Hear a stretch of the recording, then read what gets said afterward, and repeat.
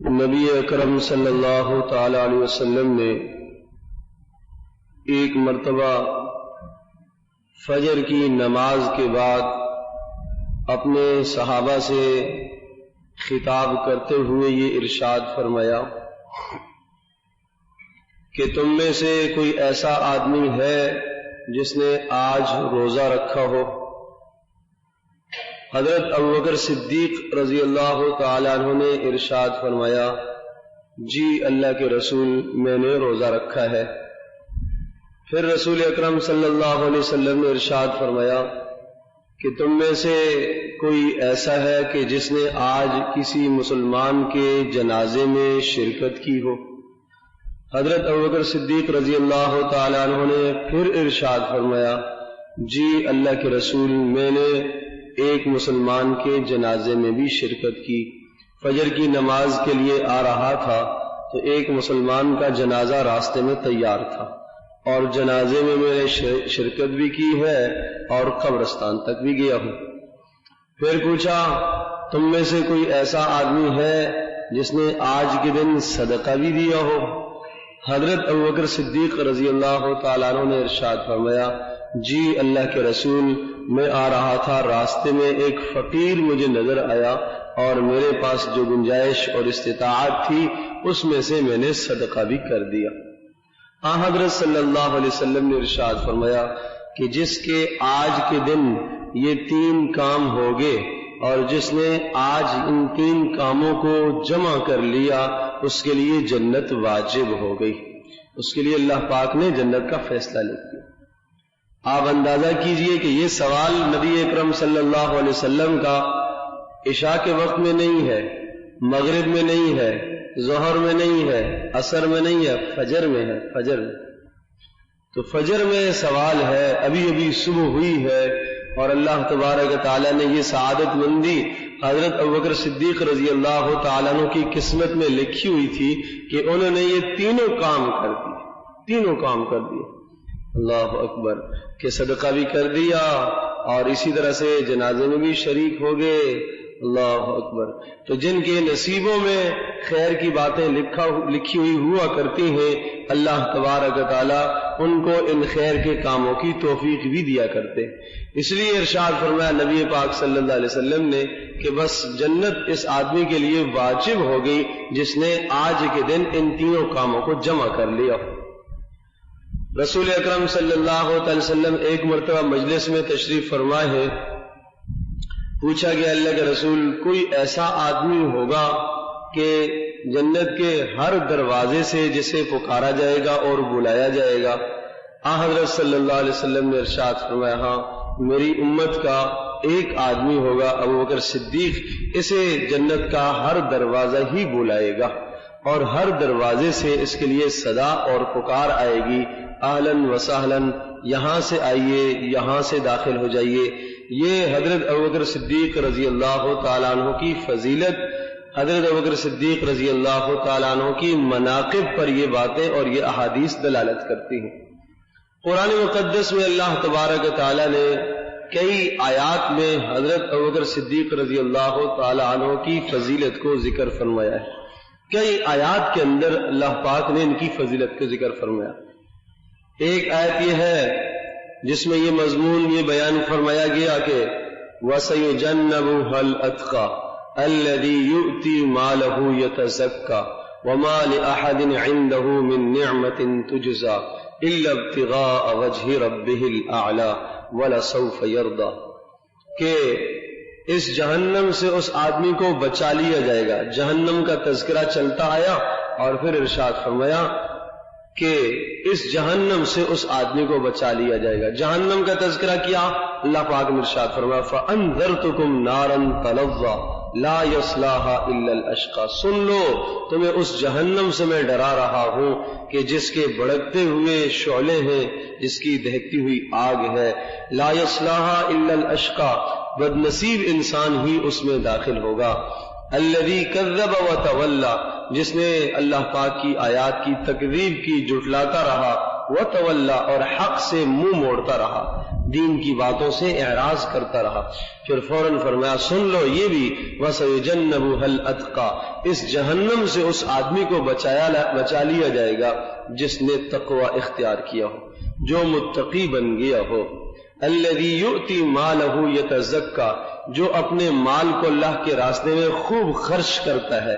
اس لیے خرچ کرتا ہے تاکہ اس کا دل پاک ہو جائے، تاکہ اس کے دل سے دنیا کی محبت زائل ہو جائے، ختم ہو جائے، تاکہ اس کے دل سے مال کی محبت نکل جائے. اس لیے یہ مال اللہ کے راستے میں لوٹاتا ہے، اس لیے اللہ کے راستے میں خرچ کرتا ہے. مفسرین نے لکھا ہے کہ اس آیت کے سے مراد حضرت ابوبکر صدیق رضی اللہ تعالیٰ عنہ ہیں. گو کہ آیت کے اندر عموم ہے، جو بھی آدمی ایسا کرے گا اس کو یہ فضیلت اللہ پاک عطا فرمائیں گے ہی، لیکن پہلے جو مصداق ہے وہ حضرت ابوبکر صدیق رضی اللہ تعالیٰ عنہ. اسی طرح سے سورۃ التوبہ کے اندر ایک آیت ہے جس آیت میں اللہ پاک نے یہ مضمون ذکر کیا إِلَّا تَنْصُرُوهُ فَقَدْ نَصَرَهُ اللَّهُ إِذْ أَخْرَجَهُ الَّذِينَ كَفَرُوا ثَانِيَ اثْنَيْنِ إِذْ هُمَا فِي الْغَارِ إِذْ يَقُولُ لِصَاحِبِهِ لَا تَحْزَنْ إِنَّ اللَّهَ مَعَنَا.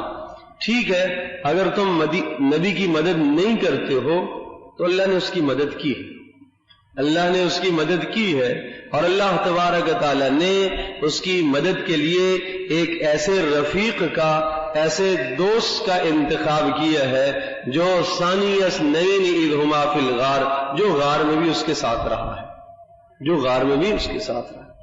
اذ اخرجہ الذین کفروا، جب نبی کو کافروں نے مکہ مکرمہ سے نکال دیا تھا تو یہ آدمی ساتھ تھا، اس نے اس کی مدد کی ہے. اگر تم مدد نہیں کرتے ہو تو نہ کرو. یہ آدمی نبی کے ساتھ ہے، اور پوری امت کا اتفاق ہے کہ اس آیت سے مراد حضرت ابوبکر صدیق رضی اللہ تعالی عنہ ہی ہیں. ان سے چنانچہ پوچھا گیا تو انتہائی تواضع سے، عاجزی سے ارشاد فرمایا جی ہاں یہ میرے بارے میں ہی اتری تھی. پوچھا گیا کہ کیا اس آیت سے آپ مراد ہیں؟ تو ارشاد فرمایا جی ہاں، بس اللہ کا فضل ہے، یہ اللہ نے میرے بارے میں ہی فرمایا ہے. اور حضرت عمر بن خطاب رضی اللہ تعالیٰ عنہ نے حضرت صلی اللہ علیہ وسلم کے انتقال کے بعد یہ ارشاد فرمایا تھا، اور جب بات یہ چلی تھی کہ نبی اکرم صلی اللہ علیہ وسلم کا جان نشین کون ہوگا، حضرت صلی اللہ علیہ وسلم کا خلیفہ کون ہوگا، تو حضرت عمر بن خطاب رضی اللہ تعالیٰ عنہ کھڑے ہوئے اور انہوں نے ایک تقریر ارشاد فرمائی. اور اس تقریر کا جو مضمون تھا، اس مضمون میں انہوں نے نبی پاک صلی اللہ علیہ وسلم کے دین کی اہمیت کو ذکر فرمایا، اور اسی طرح سے ہجرت کرنے والوں کے فضائل کو بھی ذکر فرمایا. اور اس کے بعد یہ ارشاد فرمایا کہ دیکھو میں تو یہ سمجھتا ہوں کہ حضرت صلی اللہ علیہ وسلم کے اس دنیا سے پردہ فرما جانے کے بعد نبی پاک صلی اللہ علیہ وسلم کے جو سب سے پہلے جان نشین ہے وہ ابوبکر صدیق رضی اللہ تعالیٰ عنہ ہیں. اور ارشاد فرمایا یہ بات میں ایسے نہیں کہتا ہوں، بلکہ قرآن مجید کی اسی آیت کو پیش کیا جس آیت کی تلاوت میں نے کی ہے، اسی آیت کو انہوں نے پیش کیا. انہوں نے فرمایا کہ دیکھو اللہ تبارک و تعالیٰ نے یہ ارشاد فرمایا اذ ہما فی الغار، یہ دونوں غار کے ساتھی ہیں. ابوبکر صدیق رضی اللہ تعالیٰ عنہ کے متعلق ارشاد فرمایا، کس نے کہا؟ حضرت عمر نے لوگوں کے سامنے مجمع میں خطاب کیا کہ ان کے متعلق اللہ نے یہ ارشاد فرمایا کہ یہ نبی کے ساتھی ہیں، غار والے ہیں. اذ یقول لصاحبہ، اور غار میں جب نبی اپنے ساتھی سے کہہ رہا تھا، اپنے صاحب سے یہ کہہ رہا تھا. کون صاحب ہے؟ صاحب سے مراد ابوبکر صدیق ہی ہے. اور کیا کہہ رہا تھا نبی؟ لا تحزن ان اللہ معنا، آپ غم نہ کیجئے اللہ پاک ہمارے ساتھ ہے. تو فرمایا کہ نبی نے انہیں اپنے ساتھ شریک کیا ہے کہ اللہ پاک ہمارے ساتھ ہے، آپ غم نہ کیجئے، آپ پریشان نہ ہوئیے، اللہ ہمارے ساتھ ہے. موسیٰ علیہ السلام کے سامنے جب لشکر آ گیا، پیچھے لشکر آ گیا فرعون کا، اور سامنے غرق ہونے کے مناظر ہیں، سامنے جو ہے وہ دریا ہے، پانی ہے، ٹھاٹھے مارتا ہوا سمندر دریا جا رہا ہے. کیفیت یہ آئی کہ اب کیا کیا جائے؟ قوم نے کہا انا لمدرکون، موسیٰ ہم تو پکڑے گئے، پیچھے تو فرعون ہے، سامنے پانی ہے، آگے جائیں گے تو پانی میں ڈوبیں گے، پیچھے مڑتے ہیں تو فرعون کا لاؤ اور لشکر کھڑا ہے، ہم تو ماریں گے. قال کلا ان معی ربی سیہدین، فرمایا ہرگز ایسا نہیں ہوگا، کبھی بھی ایسا نہیں ہو سکتا. مجھے میرے اللہ کا حکم تھا نا کہ قوم کو لے کے نکلو، تو اس لیے آیا ہوں، میں اپنے ارادے سے تھوڑا ہی آیا ہوں. آپ غم نہ کیجئے، اللہ تبارک و تعالیٰ مجھے رہنمائی دے گا، ضرور مجھے ضرور راستہ بتائے گا. موسیٰ علیہ السلام نے یہ جملہ ارشاد فرمایا تھا کہ کلا ان معی ربی سیہدین، میرا رب میرے ساتھ ہے، میرا رب میرے ساتھ ہے. اور یہاں ارشاد فرمایا نبی پاک صلی اللہ علیہ وسلم نے لا تحزن ان اللہ معنا، غم نہ کیجئے اللہ ہمارے ساتھ ہے. گویا کہ موسیٰ علیہ السلام نے یہ ارشاد فرمایا تھا کہ اللہ میرے ساتھ ہے، ساتھ کسی اور کو شریک نہیں کیا. رسول پاک صلی اللہ علیہ وسلم نے اس معیت میں حضرت ابوبکر صدیق رضی اللہ تعالیٰ کو شریک فرمایا ان اللہ معنا، اللہ ہمارے ساتھ ہے، آپ کے ساتھ بھی ہے میرے ساتھ بھی ہے، آپ غم نہ کیجیے. تو فرمایا کہ یہ کون کہہ رہے ہیں؟ بتا رہے ہیں حضرت عمر بن خطاب بتا رہے ہیں. فرمایا کہ دیکھو جس آدمی کے یہ فضائل ہیں، جس آدمی کے یہ مناقب ہیں، وہ نبی پاک صلی اللہ علیہ وسلم کا حقیقی اور صحیح معنوں میں جانشین بنے گا. اور فرمایا اذ یقول لصاحبہ، کہ نبی نے جب یہ کہا، قرآن یہ کہہ رہا ہے کہ اذ یقول لصاحبہ، اپنے ساتھی سے رسول پاک صلی اللہ علیہ وسلم کہہ رہے ہیں. اور ساتھی وہی ہوتا ہے جو آدمی کا نائب اور قائم مقام ہوا کرتا ہے. لہذا میری تو یہ رائے ہے کہ ابوبکر صدیق رضی اللہ تعالیٰ عنہ کے ہاتھ پہ بیعت کی جائے، اور یہی استحقاق خلافت رکھتے ہیں اور خلافت کے مستحق یہی ہیں. لہذا ہمیں بغیر کسی چو اور چرا کے اس مسئلے کو تسلیم کر لینا چاہیے. حضرت عمر رضی اللہ تعالیٰ عنہ آگے بڑھے اور ہاتھ پہ بیعت کر لی اور ارشاد فرمایا میں تو ان کو اپنا امیر مانتا ہوں. حضرت عمر بن خطاب رضی اللہ تعالیٰ عنہ کا یہ کہنا تھا کہ انصار صحابہ اور مہاجرین صحابہ سارے کے سارے بیعت کے لیے آگے ٹوٹ پڑے، سارے آگے سب نے تسلیم کر لیا کہ ہاں بھائی حضرت عمر بن خطاب بھی جو کہہ رہے ہیں، اور واقعتاً بات بھی یہی ہے کہ یہی استحقاق رکھتے ہیں. نبی پاک صلی اللہ علیہ وسلم کے زمانے میں 17 نمازیں انہوں نے پڑھائی ہیں. آپ علیہ الصلوۃ والسلام کے مصلی پر کھڑے ہو کر 17 نمازیں آپ علیہ الصلوۃ والسلام کی حیات طیبہ میں پڑھائی.